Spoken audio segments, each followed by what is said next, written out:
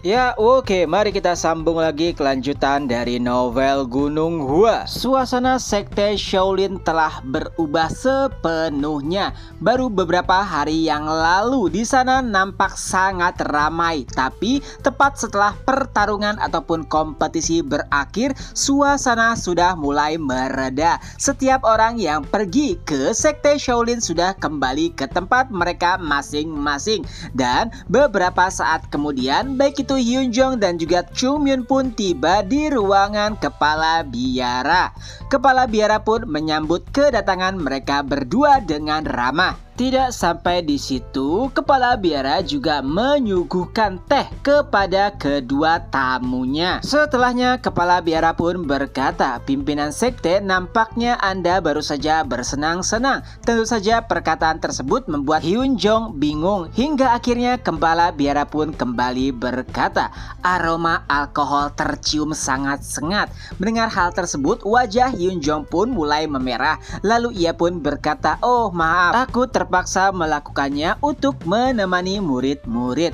Lalu kepala biara pun menanggapinya tanpa kemarahan. Ia bahkan berkata, "Ya, aku bisa memaklumi atau memahami hal tersebut. Tapi apa yang dilakukan Gunung Hua pada pertarungan final kemarin membuat posisi sekte Shaolin menjadi sangat sulit." Mendengar perkataan tersebut, Hyun Jong pun terdiam. Lalu kepala biara pun melanjutkan perkataannya, "Tapi aku tidak bisa menyalahkan Gunung Hua karena yang memulai semuanya adalah sekte Shaolin." Mendengar perkataan tersebut, Chung Myun pun langsung menanggapinya. "Jika perkataan Anda keluar tepat sebelum pertarungan atau sebelum babak final, itu akan memiliki sebuah arti. Tapi kali ini itu sudah terlambat." Kepala biara paham akan hal tersebut. Ia meminta maaf karena ketidaktahuannya. Pada titik ini kepala biara nampak benar-benar sangat menyesal. Tapi Chung Myun sedikit bergumam, "Lihat saja, jika ia berkata ingin membawa Gunung Hua kembali ke 9 sekte besar, aku akan mentato bunga plum di kepalanya." Tapi untungnya kepala biara tidak mengatakan hal tersebut. Ia pun kembali menjelaskan, "Ada hal yang penting ingin ku sampaikan dan meminta tanggapan Gunung Hua." Lalu ia pun memerintahkan beberapa biksu untuk memasuki ruangan. Dan alangkah terkejutnya Hyun Jong karena para biksu tersebut membawa sebuah peti. Lalu kepala biara kembali menjelaskan, "Aku mengutus 3 orang untuk mengintai pergerakan atau tanggapan Istana Laut Utara terhadap wilayah barat." Dan ketiga biksu tersebut malah kembali dengan peti mati. Hyun Jong sedikit berpikir apakah terjadi bentrokan antara mereka dengan Istana Laut Utara. Ternyata itu bukan jawabannya. Saat peti mati tersebut dibuka, Chung Myun bahkan sampai mengeluarkan aura membunuh yang sangat mematikan. Walaupun itu hanya sesaat, kepala biara bahkan sempat terkejut. Saat itulah Chung Myun mulai berkata, "Sekte Iblis, ya benar, ada beberapa jejak dari serangan Sekte Iblis di tubuh 3 pemuda Shaolin tersebut." Ekspresi Chung Myun berubah sepenuhnya, dari yang santai kini terlihat sangat serius. Dan Chung Myun pun berkata, "Tolong ceritakan apa yang sebenarnya terjadi." Sebelum kembali menjelaskan, peti mati tersebut pun kembali dibawa oleh para biksu. Jadi sebelumnya Sekte Shaolin telah melihat pergerakan dari Sekte Iblis. Semua itu tepat sebelum kompetisi dimulai. Dan anehnya pergerakan mereka malah terlihat di Laut Utara.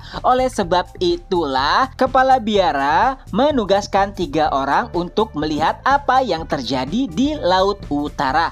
Dan alhasil ketiganya malah menemui ajal mereka. Sebelumnya, Kepala Biara telah menceritakan hal tersebut kepada para pimpinan sekte, akan tetapi hanya sekilas saja. Kali ini ia menceritakan segala sesuatu yang telah terjadi. Itu bahkan membuat Hyun Jong terkejut. Sekte iblis bukanlah sekte yang hanya bisa ditangani dengan mempersatukan 9 sekte dan 5 keluarga besar. Tapi Hyun Jong masih tidak mengerti kenapa Kepala Biara menceritakan hal tersebut kepada dirinya. Ia pun menanyakan alasannya dan Kepala Biara pun menjawab, "Tidak bisakah Gunung Hua untuk pergi atau mengintai Laut Utara?" Mendengar hal tersebut tentu saja membuat Hyun Jong terkejut. Apa? Pergi ke Laut Utara? Dan Kepala Biara pun kembali menjelaskan, ya, tidak ada yang bisa melakukan hal tersebut selain Gunung Hua.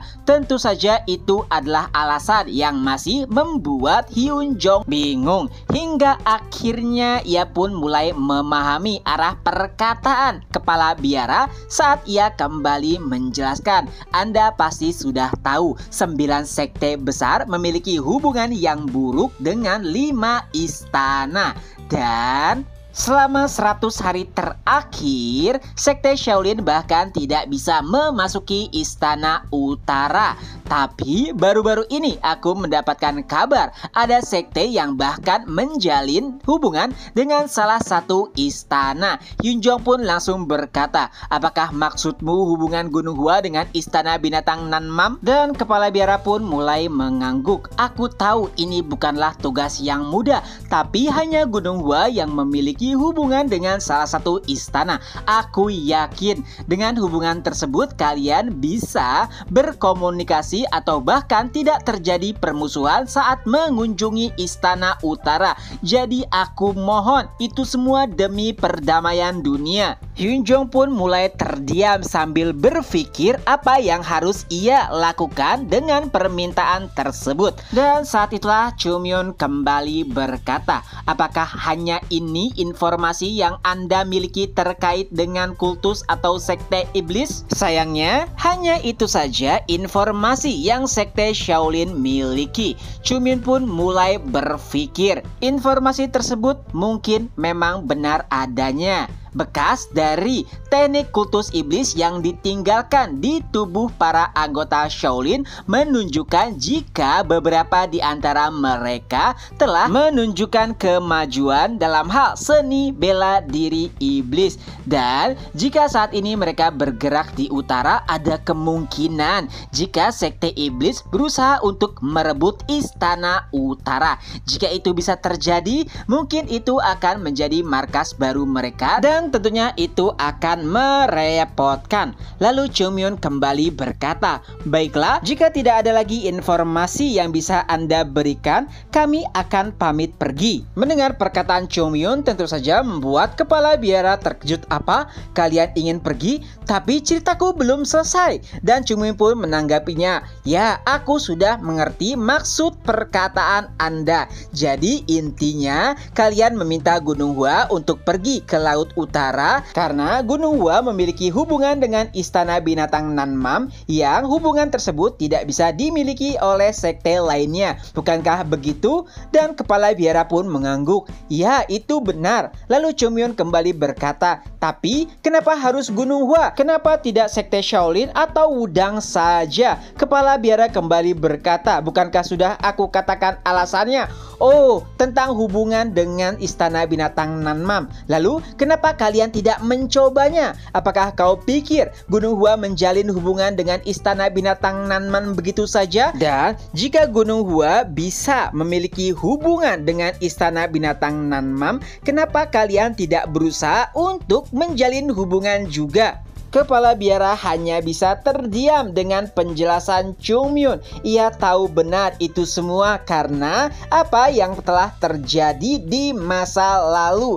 Jadi Gunung Hua nampak acuh tak acuh dengan 9 sekte besar. Oleh sebab itulah Kepala Biara berkata akan memberikan imbalan atau hadiah jika Gunung Hua pergi ke Istana Utara. Mendengar kata hadiah, Cho Myun yang awalnya abai kini nampak bersemangat. "Hadiah? Bisa kau katakan apa yang akan kau berikan? Dan saat itulah seorang biksu memasuki ruangan sambil membawa sebuah kotak. Chungyun nampak heran, itu bukan kotak yang besar, jadi tidak mungkin isinya adalah uang atau emas. Jadi kemungkinan itu adalah barang. Lalu Chungyun pun bertanya, apa itu? Dan kepala biara pun menjawab, ini adalah sebuah kotak dan ada hadiah di dalamnya. Itu membuat Chungyun semakin penasaran. Ia meminta kepala biara untuk melihatkan benda apa yang ada di dalam kotak tersebut. Lalu saat apa yang ada di dalam kotak tersebut terungkap, Chungyun nampak terkejut.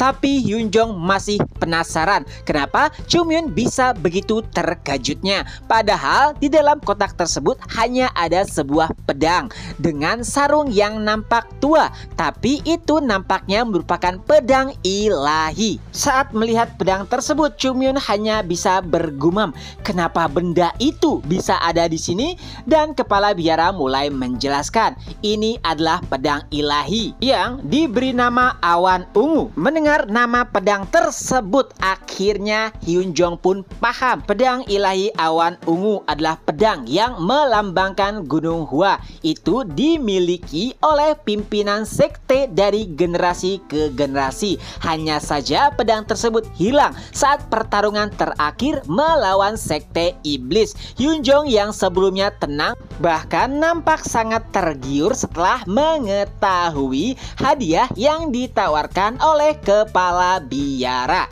Dan dengan itu pula chapter pun berakhir.